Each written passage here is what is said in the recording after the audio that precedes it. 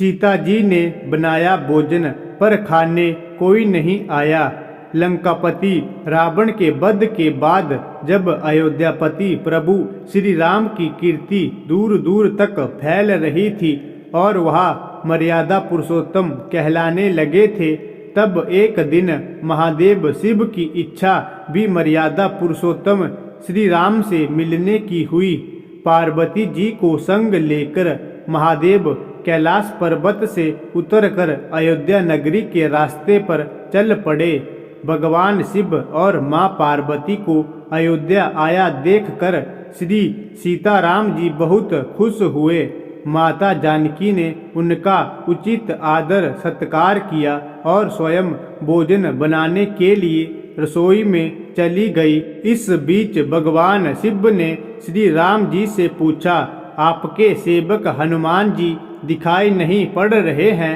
श्री राम बोले, वे बगीचे में हैं। शिव जी ने श्री राम जी से बगीचे में जाने की अनुमति मांगी और पार्वती जी का हाथ थामकर बगीचे में आ गए। बगीचे की खूबसूरती देखकर उनका मन मोहित हो गया। आम के एक घने वृक्ष के नीचे हनुमान जी दीन दुनिया से बेखबर गहरी नींद में सोए थे और एक लय में खराटों से राम नाम की ध्वनि उठ रही थी। चकित होकर शिव जी और माता पार्वती एक दूसरे की ओर देखने लगे। माता पार्वती मुस्कुरा उठी और वृक्ष की डालियों की ओर इशारा किया। राम नाम सुनकर पेड़ की डालियां भी झूमने लगी थी और इनके बीच से भी राम नाम उच्चारित हो रहा था। शिव जी इस राम नाम की धुन में मस्त मगन होकर खुद भी राम राम कहकर नाचने लगे। माता पार्वती जी ने भी अपने पति का अनुसरण किया और अपने कोमल पांव थिरकाने लगी। शिव जी और पार्वती जी के नृत्य से ऐसी जनकार उठी कि स्वर्गलोक के देवतागण भी आकर्षित होकर बगीचे में आ गए और राम नाम की धुन में सभी मस्त हो गए। माता जानकी भोजन तैयार करके प्रतीक्षारत थी, परंतु संध्या गिरने तक भी अतिथि नहीं पधारे। तब अपने देवर लक्ष्मण जी को बगीचे में भेजा। लक्ष्मण जी तो स्वयं को श्री राम का सेवक ही मानते थे, अतः बगीचे में आकर जब उन्होंने धरती पर स्वर्ग का नजारा देखा तो खुद भी श्री राम की धुन में झूम उठे। महल में माता जानकी परेशान हो रही थी। अभी तक भोजन ग्रहण करने कोई भी क्यों नहीं आया। उन्होंने श्री राम जी से कहा, भोजन ठंडा हो रहा है, चलिए हम ही जाकर बगीचे में से सभी को ले लाएं। जब सीताराम जी बगीचे में गए तो वहां राम नाम की धुन मची हुई थी। हनुमान जी गहरी नींद में सोए हुए थे और उनके खराटों से अभी तक राम नाम निकल रहा था। श्री सिया राम बाब बिहिल हो उठे। राम जी ने हनुमान जी को नींद से जगाया और प्रेम से उनकी तरफ निहारने लगे।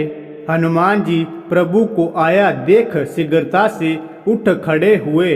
नृत्य का समा भंग हो गया। शिव जी खुले कंठ से हनुमान जी की राम भक्ति की सराहना करने लगे। हनुमान जी संकुचाए लेकिन मन ही मन खुश हो रहे थे। श्री सिया राम ने भोजन करने का आग्रह भगवान शिव जी से किया। सभी लोग महल में भोजन करने के लिए चल पड़े। माता जानकी भोजन परोसने लगी। हनुमान जी को भी श्री राम जी ने पंक्ति में बैठने का आदेश दिया। हनुमान जी बैठ तो गए, परंतु आदत ऐसी थी कि राम जी के भोजन करने के उपरांत ही सभी लोग भोजन करते थे। आज श्री राम के आदेश से पहले भोजन करना पड़ रहा था।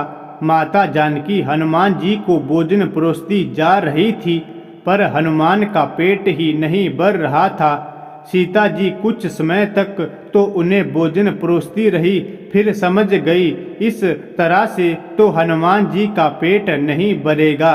उन्होंने तुलसी के एक पत्ते पर राम नाम लिखा और भोजन के साथ हनुमान जी को परोस दिया। तुलसी पत्र खाते ही हनुमान जी को संतुष्टि मिली और वह भोजन खाकर उठ खड़े हुए। भगवान शिव ने प्रसन्न होकर हनुमान जी को आशीर्वाद दिया कि आपकी राम भक्ति युगों युगों तक याद की जाएगी और आप संकट मोचन कहलाएंगे। संकट हरे मिटे सब पीरा, जो सुमिरो हनुमत बलबीरा।